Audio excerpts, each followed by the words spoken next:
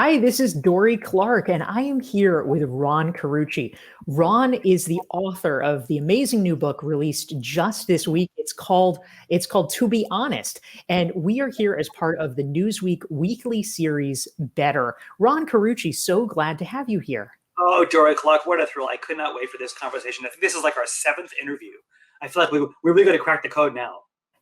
We are absolutely going to crack the code now. This is fantastic. Well, we're so glad to have you here. And today we're going to be talking about how do you create an ethical culture at work, which is a pressing topic in today's world and today's marketplace. And welcome, of course, to everyone who is tuning in to join us. Please feel free to type into the chat box and let us know who you are and where you're calling in from, because we want to say hello to you. And we want, of course, to be taking your questions for Ron Carucci as our time together on the Better Show progresses. So, Ron, my first question for you, at a really high level, we have heard over the past decade, certainly, and of course, going back in time, because this does seem to be a rather human problem, that there's many visible examples of corporate malfeasance. And, we can tick them off. We all know, there's Wells Fargo creating fake accounts. There's the Enrons of the world. What is it that's going on? Why does this seem to be such a common problem that time and again we face in the corporate world? People talk a lot about wanting to create an ethical culture. I'm sure no one wants to be part of a company that is doing wrong, and yet we see it again and again. What's happening? It's a great question, Dorie. And the good news is it isn't as common as the media would have us think. That was one of the many things my research found, was that there are many more heroes than there are villains in the story. And that's what I wanted to write about. We are tired of the Theranos stories. We are tired of the Volkswagen stories. But why don't we tell the stories of those who are doing it right? But that was the question I wanted to understand, is what makes this happen? People don't get up in the morning and thinking, how can I really screw my company? So what turns otherwise honest people into deceitful, lying cheats? And we're all tired of it's the culture explanation, because it's so weak and thin. It was a few bad apples. Well, there were 5,000 bad apples at Wells Fargo. They didn't all wake up on the same day and think, hey, here's an idea. So I wanted to dig in. Could we predict the conditions under which people would behave truthfully, fairly, and serve a greater good? And could we predict the conditions under which they would lie, cheat, and serve their own interests first? And after a 15-year longitudinal study with more than 3,200 interviews and galore of interviews with thought leaders and thinkers, we found out indeed that there are 4 conditions that predict where the story will go. And if you screen any of those stories you talked about, Volkswagen or Wells Fargo, you can certainly see these 4 conditions operative.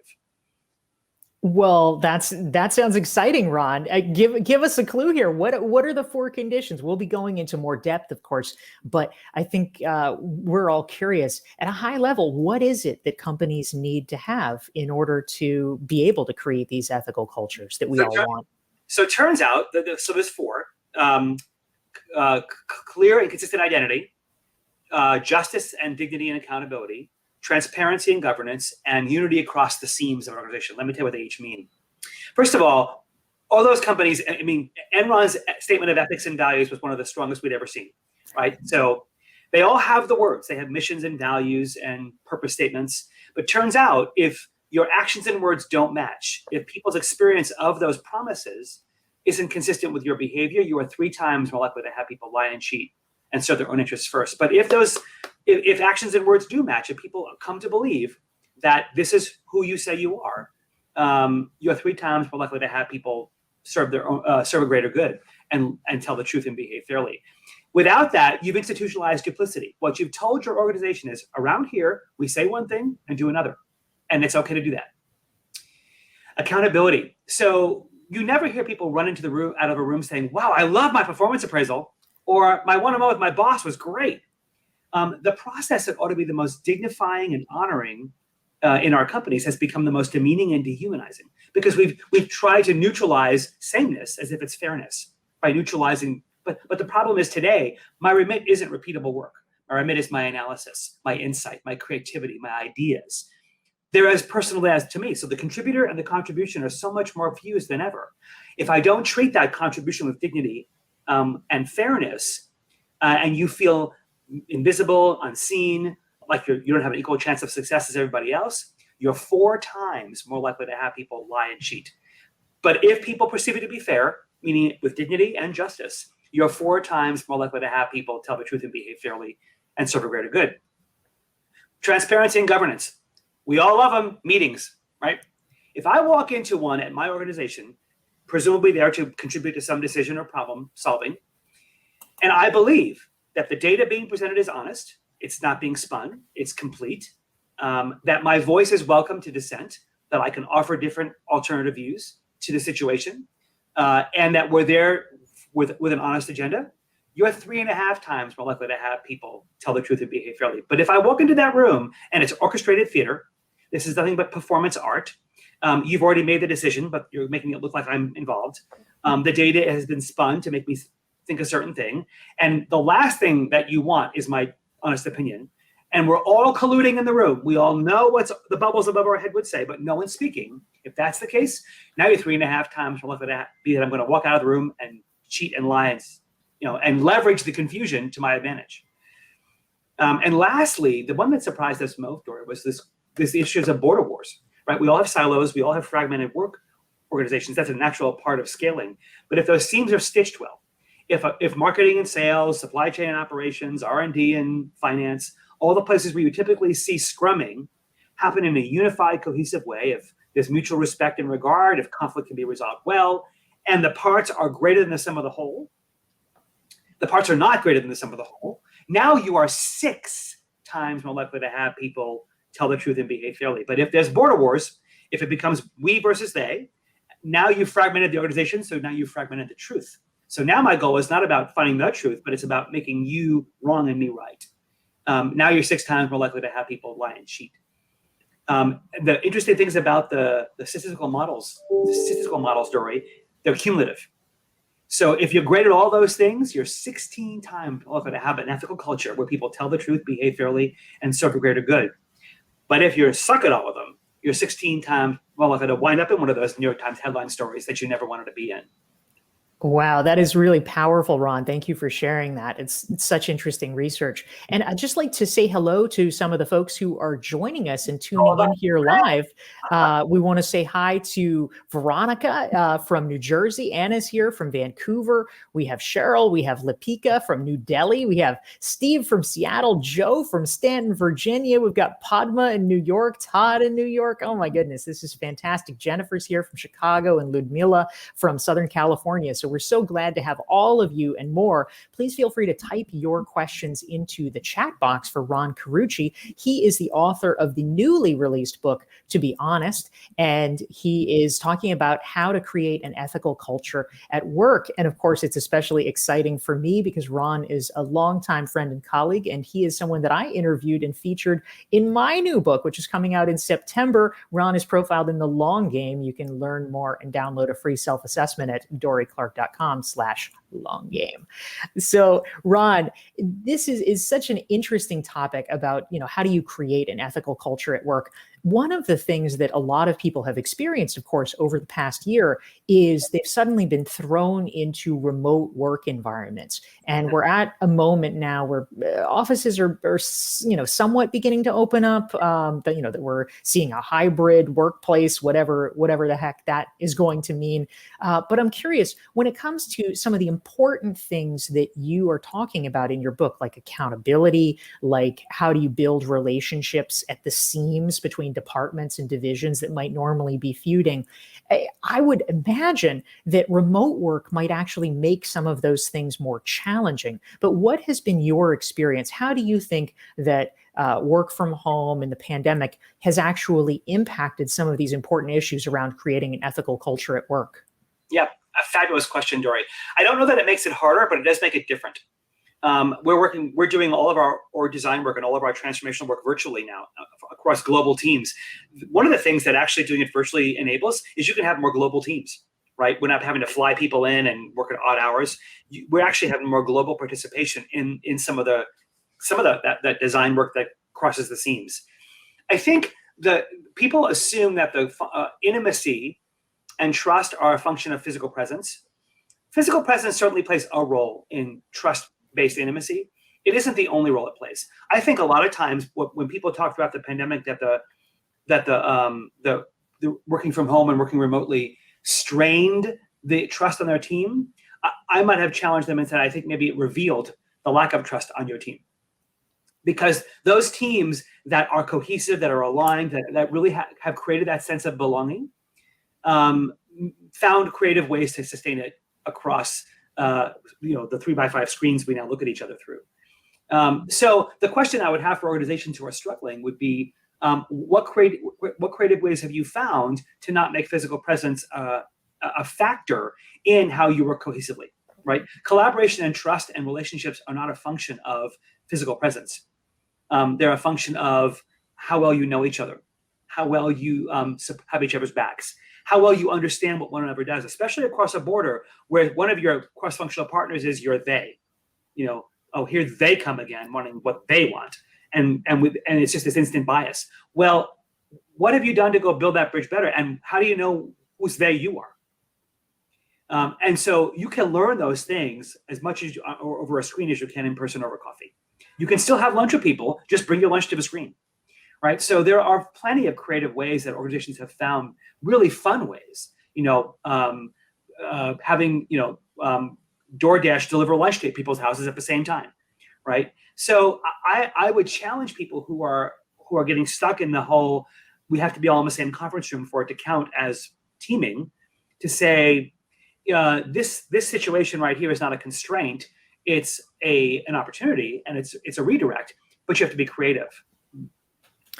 Yeah, that's a really good point, Ron. Thank you for sharing that. We want to just greet some of the folks who have tuned in to join us. Diane's here from Cleveland. We have Danny from Los Angeles. We have Peter from South America. We're so glad to have all of you here. And please feel free again to type your questions into the chat box for Ron Carucci. He's the author of the newly released book, To Be Honest, about how do you create an ethical culture at work.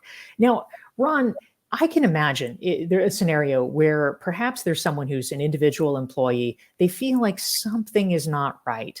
And yet a common phenomenon is people not necessarily feeling safe to speak up. Amy Edmondson from Harvard Business School has, of course, done a lot of research around the concept of psychological safety at work.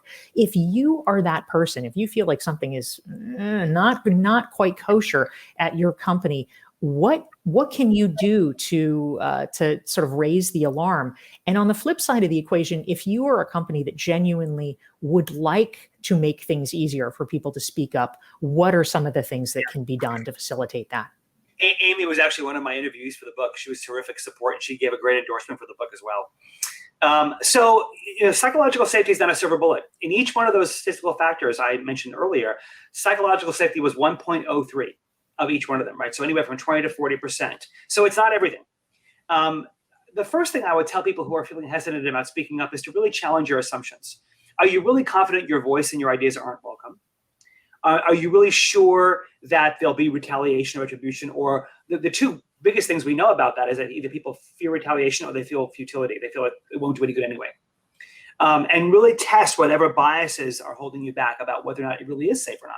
Second thing I would tell you is that make sure you're competent, right? Most of us today I think our society has conflated the speak your truth with speak the truth. And we all assume that adopting the posture of a big giant middle finger is the same as speaking up.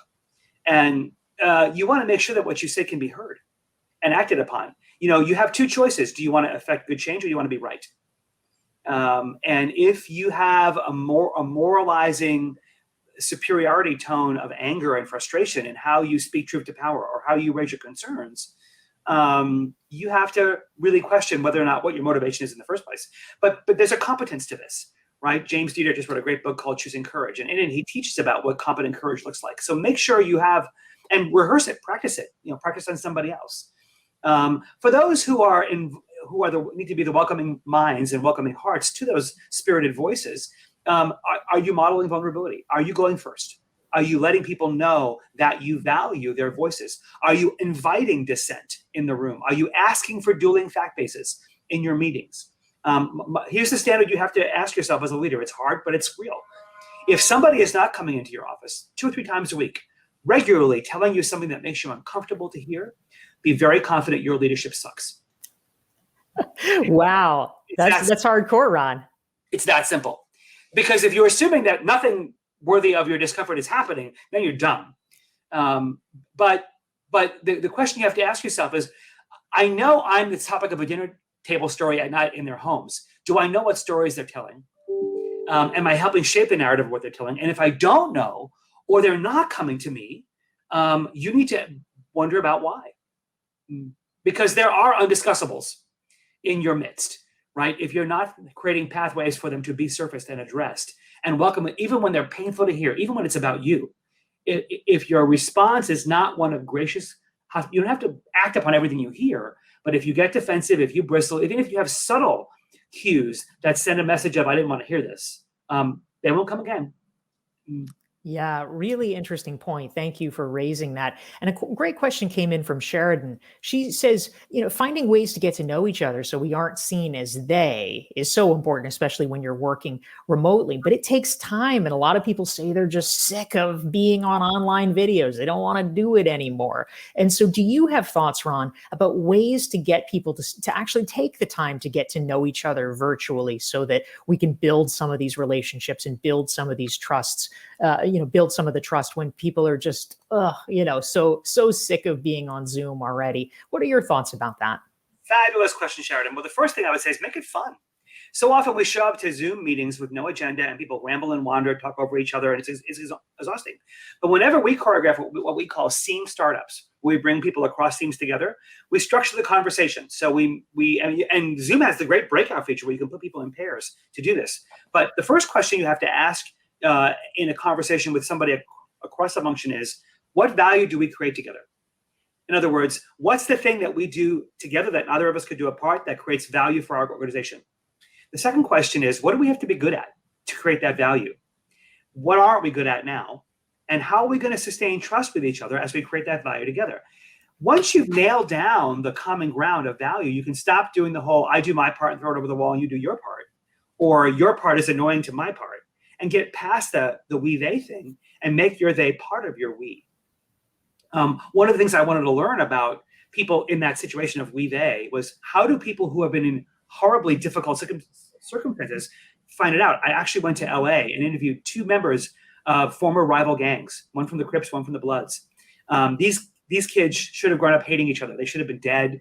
They were in and out of jail. They have painful stories in their lives, but they came together across those lines and started an incredible business together and became incredible friends. And it's a beautiful story. It's in that chapter in the book. But what it taught me was, it's a choice, right? Reaching across a seam and a boundary, reaching through a screen is a choice to make. It says that I belong to you. Our success belongs to each other, and I want to make that work. And so I'll do what it takes to figure out how, 1 + 1 = 3 between us. That's really powerful. This is Dorie Clark. I am here with Ron Carucci on behalf of Newsweek with our weekly interview series. Ron is the author of the new book, To Be Honest. If you want to learn more about how do you create an ethical culture at work, you can actually check out Ron's free assessment. It's tobehonest.net/assessment, and you can get it there. And if you want to make sure you never miss one of our weekly Newsweek interviews, be sure to go to dorieclark.com/LinkedIn and follow me there, and you will get regular updates about our weekly shows and our weekly guests. So, Ron, a question that I'm curious about, this is slightly off the topic of your new book, To Be Honest, although I think it ties in some key ways, is one of the things that you're perhaps best known for is a few years ago, you wrote an article for Harvard Business Review that went super viral. And it was, the title was something along the lines of, a 10-year longitudinal study reveals what great leaders know and do. This became one of the most popular articles of the year. And of course, people are hungry to understand from real data what it is that the best leaders do. I'm curious, can you give us just a quick sense of what some of these things are and perhaps how that actually ties into questions of organizational culture and honesty? Yeah, sure. So those dimensions actually are nice lead-ins to the 4 we found in this study. So it was the same database, just different queries, right? But those were context, right? So the way leaders understand their environment, the way leaders show up more curious than they do with answers to impose. And that sets the stage for the ability to be who you say you are, right? Do you know how others experience you? Breadth, the ability to stitch the seams across an organization, right? The ability to understand how all the pieces fit together and bring people across the parts to a whole, which is the leadership's ability to stitch the seams. Choice, the ability to make hard calls, the ability to narrow focus, the ability to say no. Most leaders don't understand that the more yeses you dole out, the more you dilute the resources. So the ability to construct well thought out choices leads you to the ability to create transparent governance, because you're now doing that in a group version. And lastly was connection, the ability to form very deep trust-based relationships, the very ability to make sure people know that in your presence they will become better, that you are out for their success, not your own. And that, of course, gives you the platform to create incredibly just and dignified accountability, because at the core of accountability is a very intimate and trusting relationship between a leader and a follower. So each of those 4 dimensions from Rising to Power, the book we wrote 6 years ago, is an antecedent to the 4 dimensions we found, not intentionally, it was an interesting coincidence, but to the 4 capabilities organizations need to create honesty. The other thing I'll say is that honesty isn't defined as not lying, right? We found in the research that honesty in our brains and in the science is closely correlated to justice and purpose, meaning today it's no longer good enough not to lie, because to your earliest point, Dorie, our experience of honesty has gone through the floor, and so our expectations of it have gone through the roof. So today, truth, justice, and purpose mean you have to say the right thing, do the right thing, and say and do the right thing for the right reason, even when it's hard. And so those 4 capabilities you mentioned from that article will set the stage for you as a leader to be able to be labeled as honest by doing those 3 things. Such an interesting insight. Thank you, Ron. And I just want to say hello to some friends who are newly tuned in. Carlos is here from Colombia. We have Jenny from New York. We have Richard from the Dominican Republic. We have Maria from Stockholm, and many more. So thank you for being here. And please feel free to type your questions into the chat box for Ron Carucci, author of To Be Honest. If you're enjoying this conversation, please hit the like button and the share button so that your friends and colleagues can benefit from Ron's insights as well. And Ron, an interesting question came in from Stefano. Yeah. He's actually curious about, I think, an interesting point, which is, obviously honesty is a good thing, but is there a point where it's maybe not a good thing? If you are too honest with your team, if you're too transparent, is there kind of a threshold where it somehow becomes detrimental rather than positive? Do you have thoughts about that? So I think, truth telling can't leave awake bodies behind you, right? So it's not a fine line between how you self-edit, but there is a messaging talent to this, right? So, walking into somebody in a meeting and saying, wow, that report really sucked. Well, is it honest? Technically, yes. But is it stupid? It's that too, right? So you have to know your audience. You have to know what is my intended outcome of this message? What is my intended outcome of this act of honesty? And if it's self-serving, then it's really not honest, right? It's maybe blunt, but you have to ask yourself, when they hear this message from me, do I want them thinking more about their own behavior, or do I want them thinking about mine? And if you can't be confident that it's going to be edifying to them, you probably need to rethink whether or not you need to say it or do it.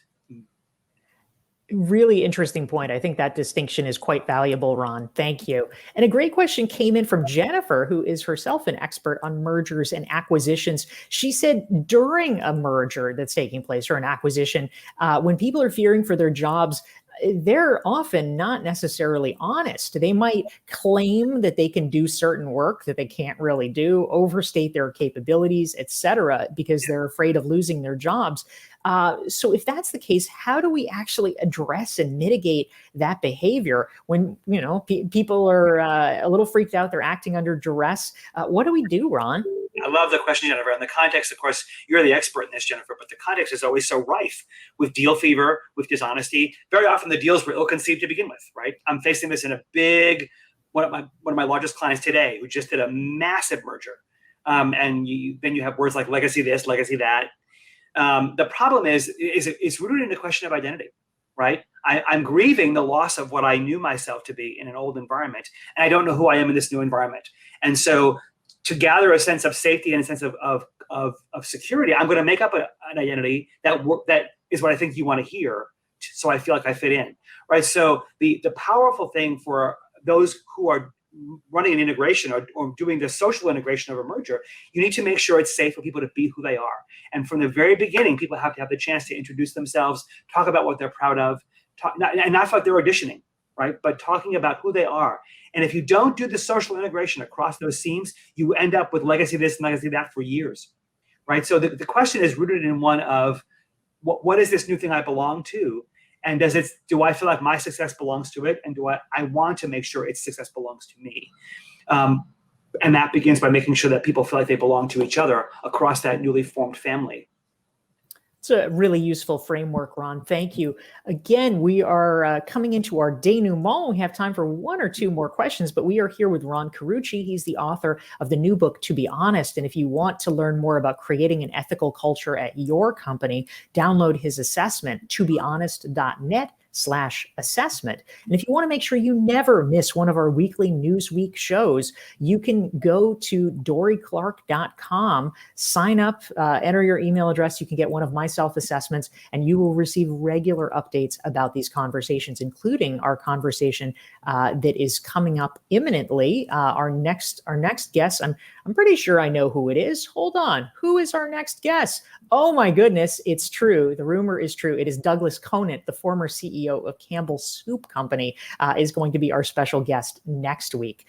So Ron, a question came in from Jihan, which I think is quite interesting and illustrative. We all know the bad examples, the Jeffrey Skillings of the world, the Ken Lays, but Jihan wants to know, do you have favorite examples of honest leaders? Who are the heroes that you are holding up as exemplars for us? Gosh, and the book is full of them.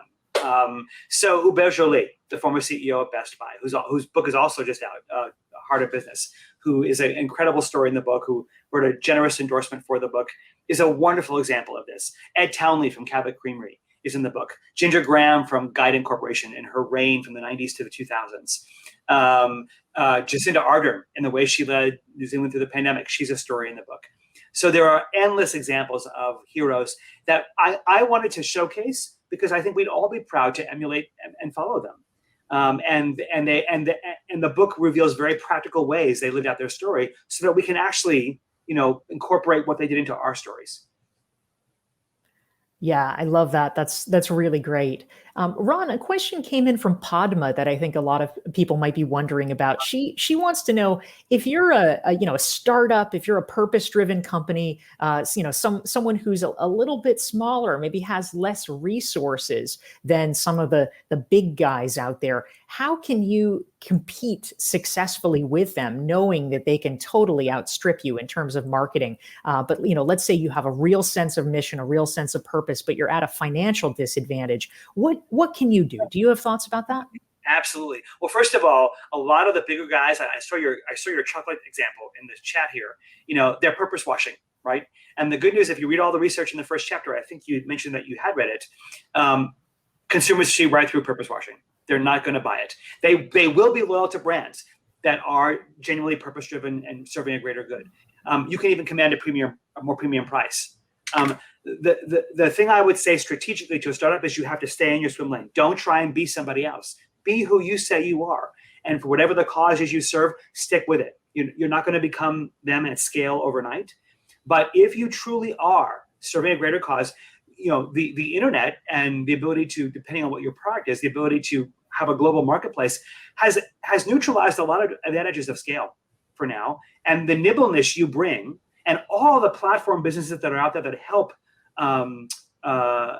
small businesses scale, outsourcing supply chain or outsourcing marketing. You got now, smaller companies actually have as much of an advantage nimbly as a big company to scale, but you got to stay in your swim lane. If you keep getting peripherally visioned distractions around, well, what are they doing? What are they doing? What are they doing? You'll confuse your marketplace.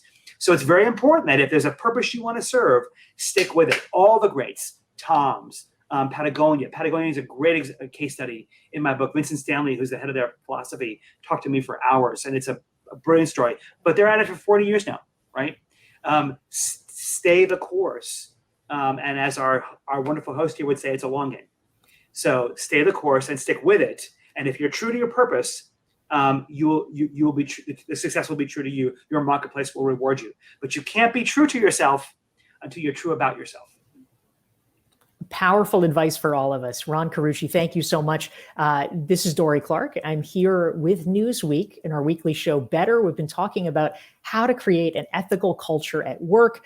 We've been speaking with Ron Carucci. He is the author of the new book, To Be Honest. Thank you all for tuning in. And Ron Carucci, thank you for joining us. Dorie, what a pleasure. Thanks so much for having me. Bye, everybody. Thanks so much for joining us. See you next week.